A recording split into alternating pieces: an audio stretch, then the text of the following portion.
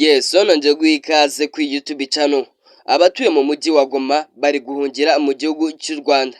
Abaturage batuye muri uyu mujyi bafite ubwoba bwinshi ndetse n'impungenge, bamwe mu bafite ibyangombwa byabo rwose bari kuba babasha kuva muri Republic Iharanira Demokarasi ya Congo bakerekeza hano ngaha mu gihugu cy'u Rwanda, kubera yuko mw'aka kanya nta handi ho guhungira bafite hano mu Rwanda, niho hari umutekano wizeye, bityo bamwe rero mu bafite ibyangombwa bari kuza hano mu gihugu cy'u Rwanda akaba ariho bahungira bagashyikira ku Gisenyi, bityo ngicyo rero bamwe bakomeje kugira impungenge bari mu uyu mujyi wa Goma. Intambara rwose irarimbanyije muri Republic Iharanira Demokarasi ya Congo. Nimba ari ubwa mbere ugeze kwica no rero nguhaye ikaze. Abaturage batuye mu mujyi wa Goma babwiye Kigali Today ko bafite ubwoba bw'imirwano isatira uyu mujyi nyuma y'uko abarwanyi ba M23 bivuzwe ko binjiye mu mujyi wa Sake uri ku birometero 27 uvuye mu mujyi wa Goma. Urumva yuko byegerejwe cyane yuko isaha ku isaha uyu mujyi wa Goma nawo uraba utangiye kwataka winjirwamo n'abaza bica abaturage bamwe na bamwe b'inzirakarengane. Abanyamakuru bakorera mu mujyi wa Goma babwiye Kigali Today ko abarwanyi ba M23 binjiye muri Sake mu masaha ya saa moya, bituma abahaturiye batangira guhungira mu mujyi wa Goma. Ababyeyi batuye mu nkengero za Mugunga na Mubambiro basabwe gucyura abana bari bagiye ku ishuri. Umwe mu babyeyi yabwiye Kigali Today ati umuyobozi ushinzwe uburezi muri Kivu y'Amajyaruguru yohereje ubutumwa ko amashuri afungwa, ubu mvuye kuzana umwana turi mu rugo.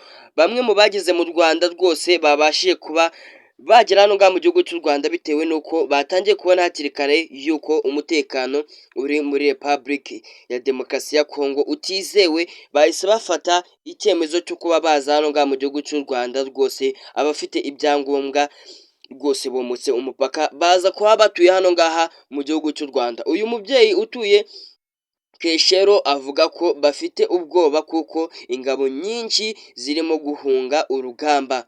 Dutegereje igikurikiraho, abasirikare benshi barimo guhunga urugamba. Abasirikare b'abanyamahanga wajin bari mu bahambira bamaze gufunga imizigo bari bigendeye rwose. Urumva twizeye iki? Nta kintu na kimwe twizeye, ntacyo kuturengera dufite, kubera yuko n'abasirikare bari muri iki gihugu bahambire ibyabo bagiye. Amabombe arimo kuvugira Sake no mu nkengero zaho arumvikana mu Rwanda, ndetse n'abanyarwanda bajya gukorera mu mujyi wa Goma bagabanutse rwose, bagabanyije ingendo zabo ndetse nabo ubwabo bahungabanye kubera amabombe barimo kumva. Ibi ngibi abaherereye ku Gisenyi barimo babyumva. Ku masaha ya saa 4 abanyarwanda nibo baba ari benshi bajya i Goma, ariko ku mupaka munini hari imirongo miremire y'abanyekongo baza mu Rwanda, kandi byari bizwi yuko abanyarwanda aribo bajya i Kongo ku bwinshi, ariko uyu mwanya abanyekongo nibo bari kuza hano ngaha mu gihugu cy'u Rwanda ku bwinshi. Bamwe bari mu murongo, harimo abanyekongo n'abanyamahanga bafite ibikapu bitaremereye, imodoka zitwara abanyekongo bajya ku Bukavu, Uvira na Bujumbura ziyongereye ku mupaka munini uhuza Goma na Gisenyi. Ku mupaka muto uhuza Goma na Gisenyi abantu barambuka bajyana ibicuruzwa i Goma. Abanyarwanda bavuganye na Kigali Today bavuze ko batarenga Birere. Ntabwo twizeye umutekano wacu mu mujyi wa Goma, turimo kugeza ibicuruzwa hafi y'umupaka tukagaruka rwose, kubera yuko umutekano uhari ntabwo wizewe. Nubwo abinjira mu Rwanda ari bo benshi, hari abarimo kujya i Goma, ariko abenshi ni abafite ibyangombwa bya Republic Iharanira Demokarasi ya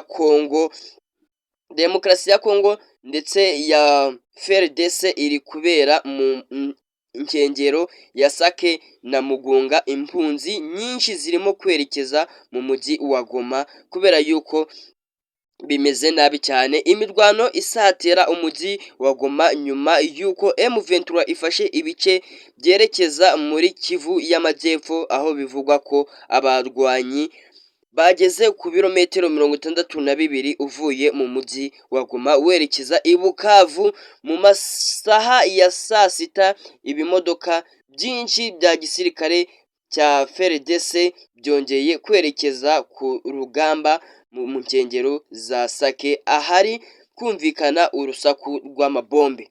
Uretse Sake na Minovo, biravugwa ko abarwanyi ba M23 binjiye ku kirwa cya Matanda cyegeranye na Nzuro, ibikomeje gutera ubwoba abaturage umujyi wa Goma. Umuvugizi wa FARDC muri Kivu y'Amajyaruguru, Letakoro Njike Kayiko, yatanze amabwiriza ko nta bwato butoya bwemerewe kugenda mu masaha y'ijoro no mu rukerera mu kurinda umujyi wa Goma. Hagati aho ubwato bunini butwara abantu tariki ya 22 Mutarama bwarimo bukora ingendo mu kiyaga cya Kivu, naho ingendo z'indege mu mujyi wa Goma zagabanutse ku kigero cya 70%. Ubwo ngubwo nawe urumva ko ibintu byakaze, aho ikigero cy'indege kiva ku ijana kikagera kuri 70-30 ariyo iri kugenda gusa, ibintu byakaze. Ikibuga cy'indege cya Goma gisanzwe cyakira indege cyangwa se ikaguruka mu minota 30, ariko ubu ngubu isaha iri kurenga 1 cyangwa 2 nta ndege n'imwe ihagurutse igoma, kandi byari bizwi yuko mu minota 30 uko ishize indege yahagurukaga mu mujyi wa Goma. Impungenge ku batuye umujyi wa Goma ni nyinshi, ndetse n'abajyana ibicuruzwa mu mujyi wa Goma imodoka zabo ntizirimo kwambuka, inyinshi ziri mu mujyi wa Gisenyi.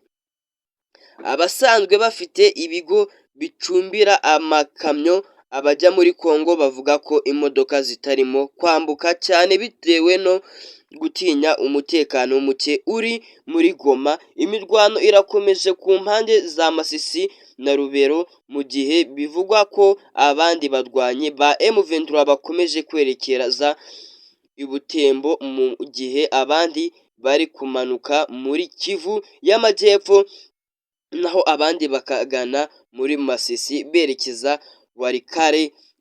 Intara ya Kivu y'Amajyaruguru irimo kuberamo imirwano ingana na 59 n'ibice 483 km². Uduce tumaze gufatwa na M23 byuzuye harimo teritware ya Rushura ndetse na Masisi zingana na 5 ndetse na 289 km², 470 nako ibihumbi 473 km² Masisi.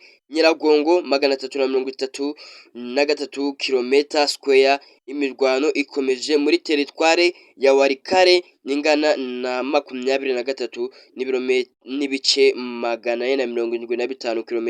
Rubero ni 1896 km, mu gihe Beni yo ingana na 7484 km². Urumva yuko muri Republic Iharanira Demokarasi ya Kongo ibintu bikomeje kwanga rwose. Kamubwira ukomeze ugire ibihe byiza, uracyari kuri Rwanda ni Future, kora subscribe tujye duhura mu biganiro bigiye bitandukanye.